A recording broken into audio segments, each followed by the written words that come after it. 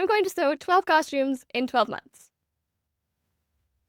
No idea if I can actually do this, but I think it will be fun to find out.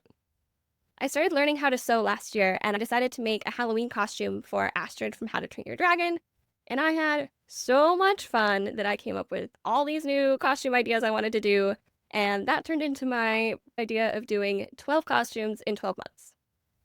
What this will look like is designing, sewing, and ideally completing one costume per month.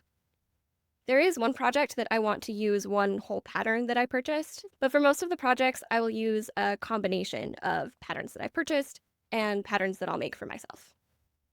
Now, I am not an expert pattern designer by any means, but one of the things that was so fun about making the Astrid costume was that I just had to figure everything out. There wasn't a pattern for most of the pieces that I made.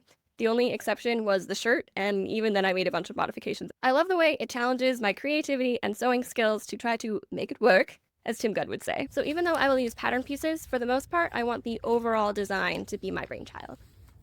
Now, I am not always good at this, but I would also like to implement some more sustainable aspects of sewing. Things like upcycling thrifted pieces, using sustainable fabrics. That's not necessarily my forte, but I want to avoid being any more wasteful than I need to be.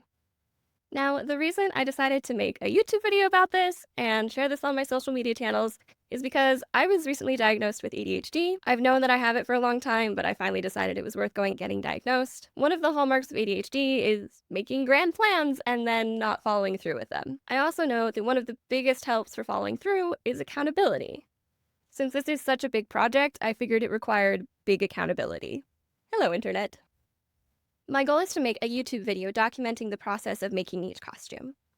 I'll share more of the behind the scenes at the moment happening things over on my Instagram account. I will also probably post some polls over on Instagram asking questions about what costume I should make next. If you have any ideas for fun costumes, please share them in the comments here. I have quite a few ideas already, but if I'm being honest, a lot of them are based on Disney princesses. So I am open to suggestions to broaden my horizons. My first costume is actually sci-fi themed. It's also technically half a costume because I started it last year. Long story.